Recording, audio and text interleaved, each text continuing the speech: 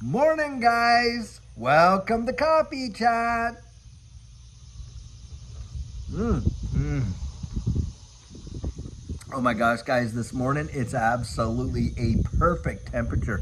And just look at, I had it right up to the rim there. So my very first sips just had with you this morning right there. I'll tell you what. Wow, wow, wow. Guys, we are seeing some big time deals happen in this space. And just today, there's articles and reports coming out. The SEC has approved ProShares XRP exchange traded fund, and it's about to be listed on the NYSE anytime at all. Guys, this is a big deal. We're watching these ETFs that we know are actually on the table, and I think they're all going to fall like dominoes. Now, this particular ETF is not a spot ETF, it's a futures ETF, but needless to say, the fact that it's out there and getting approved like that, and we're seeing it listed on the New York Stock Exchange, which of course is going to cause a lot of stir with XRP in and of itself. Guys, it's getting so much traction and the publicity, more and more people are hearing about XRP. And what oftentimes really blows me away when I think about XRP and this whole ecosystem is really just how few people are genuinely aware of it. A lot of people that I'm talking to in my coaching have only just become aware of XRP in December. Can you think about that? I mean, it has been around since, 2013. And of course had a major, massive move in 2017. And then of course in 2020, 2021, the move that Judy and I became a part of it. And then now, but I'm finding that, a lot of people still are just being introduced to XRP.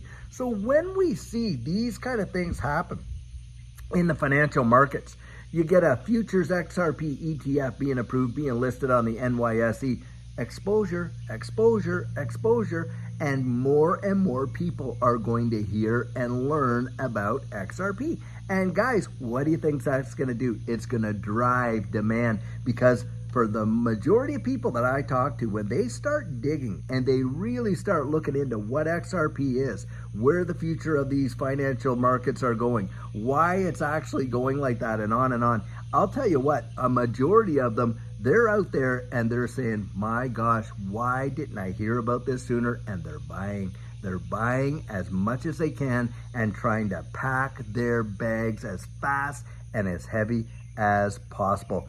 And right now, guys, one thing that you can actually see in the market, like we reported last night, the volume taking off like that, well, do you know who's gobbling up? Whales are buying bags of XRP that would make Santa Claus jealous. I kid you not. They are out there just going hog wild. Now, why, oh why, do you think that whales are out there buying XRP to the massive volumes that they are, if it has absolutely no potential of bringing in even any greater profit than what it already did? Come on, guys. We know why. We can see what the handwriting is on the proverbial wall. Now, one guy said to me, David, that's saying the handwriting on the wall. You realize the handwriting on the wall, was foretelling doom and gloom back there. Well, it was doom and gloom for some people, wasn't it? But it wasn't doom and gloom for all the people in captivity, that's for sure. For them, that was a real blessing, because they knew, hey, look, my liberty is coming right there. But on top of that, it's also a saying, come on, guys,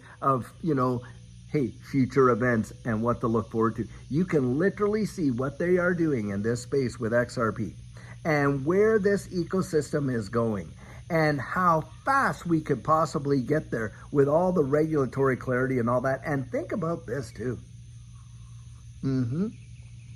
Any of the other bull runs that we had, we never had any kind of regulatory clarity or government, even attention on XRP, and it drove it to big levels. Sentiment drove it.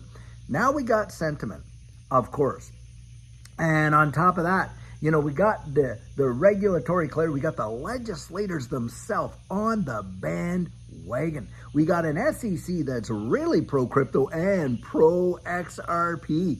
And we got all these things in place with the exchange traded funds and you name it, all these things. What prices do you think that could potentially drive XRP to go, especially in its utilization with cross-border remittances?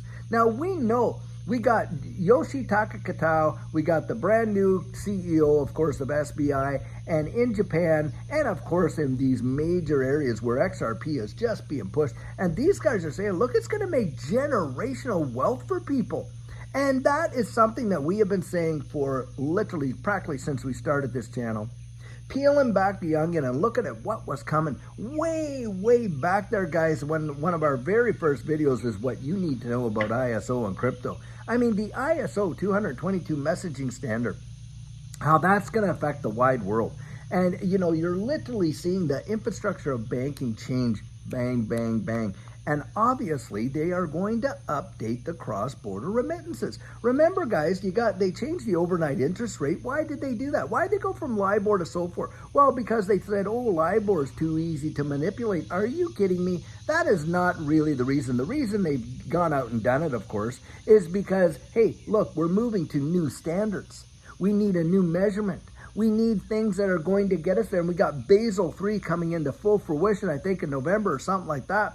And with all the infrastructure going in place, look, it behooves us to consider what might be coming. And we could see prices for XRP not into the 2 digits only, 3 digits, 4 digits, and maybe even this year. Can you fathom that? Can you imagine what it would be like to wake up in December and literally see XRP at $1,000 or even $2,000? I mean, I'm going to tell you what, if that was to happen, holy moly, what a Christmas that would be. I mean, you're talking about people making literally millions and millions, if not billions of dollars, you know, in their portfolios because of a price like that. Truly phenomenal. And I know it's hard to even digest that it's possible. But guys, think about this. Think about the fact that at one point, every block reward for Bitcoin was 50 BTC at the beginning. 50, guys. Well, you think of the price of what, 50 BTC, which you got for free, and practically it only took you about an hour and a half to mine that, you know, back in the very beginning and stuff like that. And now today you got Bitcoin that actually hit the other day at $123,000. You're talking about 50 BTC, literally getting you, what, 5-6 million bucks? Nobody in their right mind would have ever imagined such a thing. Nobody did. And in fact, in 2017, remember this, Bitcoin was only 400 bucks. Now, from the beginning of the year till now in ROI, return on investment, XRP has done over 400%. Bitcoin hasn't even scratched the surface, near close to that. Think about that from the beginning of the year till now. I don't think Bitcoin has even done a 100% move. XRP, 400+%. Guys, it's all about return on investment. But don't think that these numbers could not possibly happen. Remember, market cap in this space really does not matter the way people think. Why? Because we're talking about commodities. We're talking about utility. We're talking about these kind of things. We're not talking stocks. We're not talking that kind of stuff. It is not that type of instrument. It is a utility commodity digitally made in order to solve problems around the wide world, and it is making some massive gains. It can happen, guys. Watch it happen. Look, tell me this. Go out there and find out how much Ethereum is out there right now. How much Ethereum is out there? And Ethereum just went over 3,000 bucks. Ethereum, you know, in terms of its supply is unlimited. Did you know that? I mean, there is an unlimited supply of Ethereum that can be made. It's not like Bitcoin where there's, you know, only so many. It's not like XRP where there's only so many. Nope, you can have an unlimited supply of Ethereum. And yet the price is over there at 3,000 bucks. Come on, guys. And you think XRP can't hit those numbers? You gotta be kidding. I absolutely believe it is entirely possible to see that. Will we? Well, that is the golden question. We don't know if we will or not. But that's what we're doing. We are investing. We're speculating. We're taking the sentiment, the technical, the fundamental analysis. We're putting it all in a basket, and we're trying to determine how would the impacts of that affect the potential appreciation of these assets we're investing in. And like I say, That right there is speculation, and there's not an investment in the face of the earth that does not involve a measure of it. Guys, you got to know what you hold. You've got to know what you hold, and furthermore, you need to know why you're holding it. I'll tell you that right now, because a lot of people don't. They are not ready for what's coming. They are not ready at all. Now, guys, I have been asked, literally, by the way, I need to say this. Guys, I have been swamped, I mean swamped, with emails and other responsibilities. And I literally just went through my email. I had over almost 400 and some emails in there. And unfortunately, I am not going to have the time, guys, to literally get out there and respond to every email and question. I just can't. I mean, one person alone doing that? No, I can't do it. And Judy, by the way, had injured herself here just this last week.